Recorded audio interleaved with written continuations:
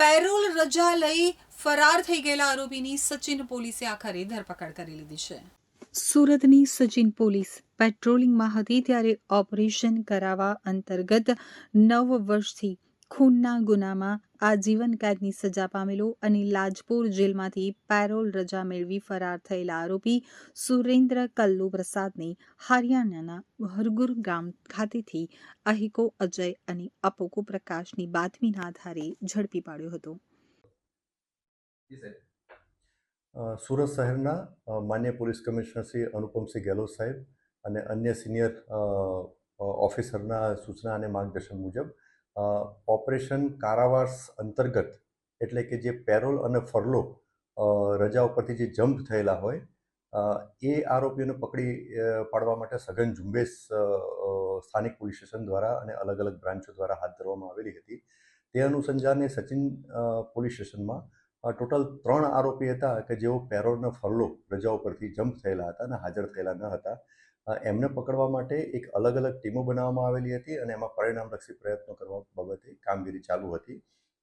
દરમિયાન આ 3 આરોપીમાંથી એક આરોપી સુરેન્દ્ર કલ્લુ પ્રસાદ વર્મા કે જે મૂળ ઉત્તર પ્રદેશનો રહેવાસી જે છે અને એ સચિન પોલીસ સ્ટેશનમાં 2007માં આ આરોપી વિરુદ્ધમાં એક મર્ડરનો ગુનો દાખલ થયેલો હતો.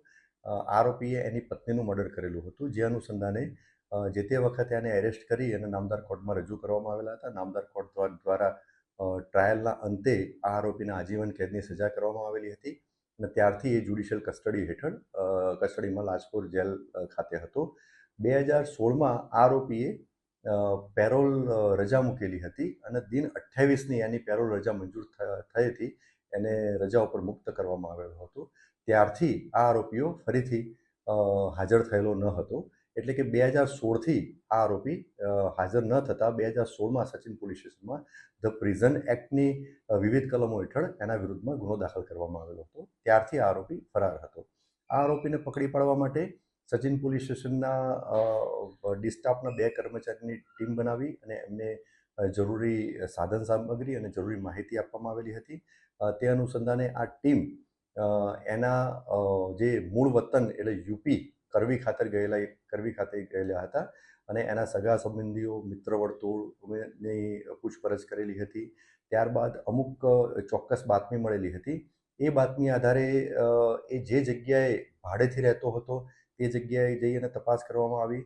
ત્યારબાદ એક ઇનપુટ એવું પણ મળેલું હતું કે એક સ્પેસિફિક વિસ્તારમાં એક ઈ રિક્ષા ચલાવે છે, તો ત્યાં પણ જઈ અને આ ટીમે આ બાબતની માહિતી મેળવી અને ખાતરી કરી.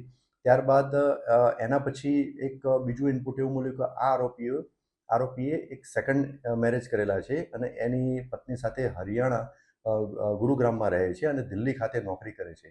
તો આ બાબતે પણ એમાં માહિતી મેળવી અને એના આધારે અમુક ટેકનિકલ સર્વેલન્સથી પણ અમુક માહિતી મેળવવામાં આવી અને એ માહિતી આધારે યુપી જે ટીમ ગયેલી હતી ત્યાંથી પછી એ દિલ્હી રવાના થઈ અને દિલ્હીથી થોડી પ્રાથમિક માહિતી મેળવી અને ગુરુગ્રામ રવાના થઈ અને ત્યાં ચોક્કસ એનું ઘરનું લોકેશન મળ્યું, એની ફેમિલી મેમ્બર પણ મળ્યા. એના પછી આ ટીમ જે છે એ વોચમાં રહી અને વેશ પલટો કરી અને આરોપીની વોચમાં રહી અને જરૂરી ફોટોગ્રાફ્સ આરોપીના હતા, આ ટીમે મેળવેલા હતા. ત્યારબાદ આ આરોપી મળી આવતા આ ટીમે આરોપીને ત્યાં જ ઝડપી અને પ્રાથમિક પૂછપરછ કરી નજીકના પોલીસ સ્ટેશન લઈ ગયેલી હતી અને ત્યાંથી આ ટીમ લઈ અને સચિન પોલીસ સ્ટેશન ગઈકાલના રોજ લાવેલી હતી અને જે પ્રિઝન એક્ટ મુજબનો જે ગુનો દાખલ થયેલો હતો આ ગુનાના કામે એની પૂછપરછ કરી અને ધરપકડ કરવામાં આવેલી હતી. આમ આ ટીમે આશરે 9 દિવસની સઘન તપાસ અને ખૂબ ડેડિકેશનથી કામગીરી કરી અને આ એક લગભગ 10-11 વર્ષથી નાસ્તા ફરતા જે આરોપી પેરોલ જમ્પ કરીને નાસ્તો ફરતો આરોપી હતો એને ઝડપી પાડેલી હતી.